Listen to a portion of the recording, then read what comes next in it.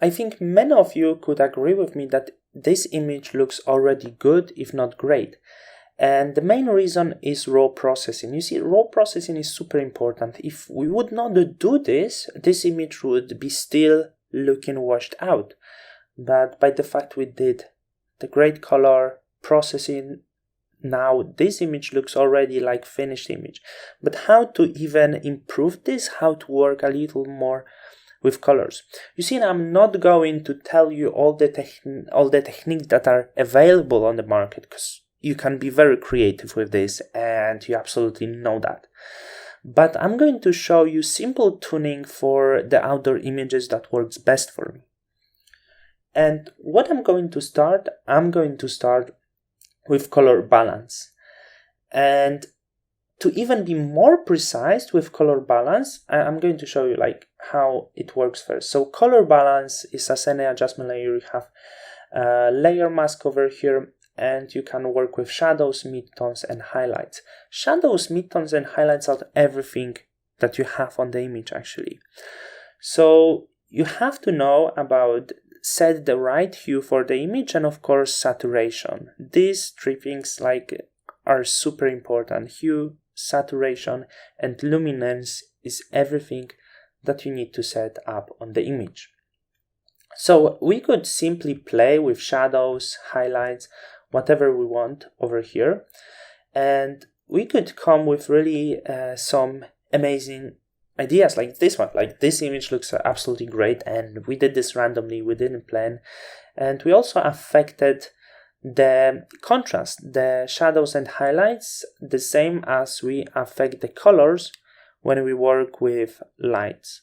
So to avoid that, change blending mode to color, so you will not be affecting the highlights or shadows.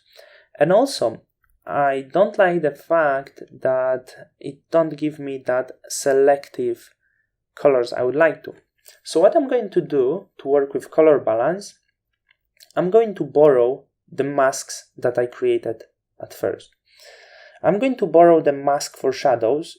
So what we're going to do, press Command and hit on this layer so you can make a selection. Then I'm going to color balance, and I'm going to call this tones shadows. And I'm going to change blending mode into color to not affect the lights. I'm going to switch into shadows, even though my shadows are selected here, but it will be even better. And work with the informations that you already have on the image. The skin has orangey skin tones, and the background is rather bluish.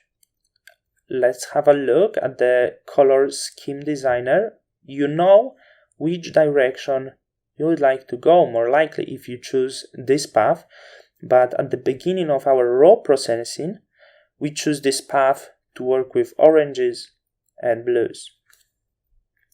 For shadows, I will go with blue color, but really not too much. I really want to be soft with this, and not on the blue color, because blue itself will be too strong.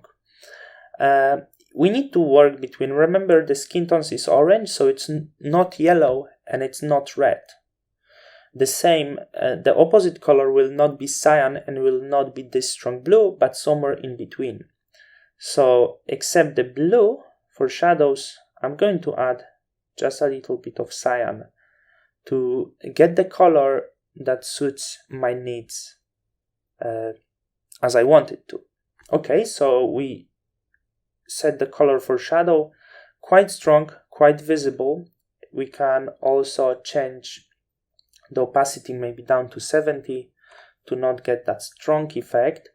And then we can take another selection for highlights, or just simply take selection from the shadows that we have, create a color balance, and just invert this now into highlights. So Control or Command and I, it's inverted, and this will be tones, highlights.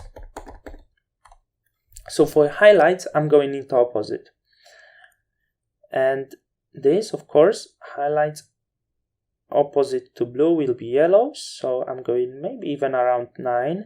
And I could add some of the red, but not too much, because I feel that would be a little too strong. Okay, I like this. Maybe still a little too much, down to 60% to make this effect soft. Into the group, and I'm going to call this tones. Before and after, and I'm getting somewhere I want. I little cool this image, so in the next lesson I will try to define the main filter of the image, the main theme of this image. But you have the idea how I work with the tones. I'm using just color balance, not experimenting with others. And I will make the lesson at the end why I'm not working with certain color adjustments and why I'm choosing these adjustments.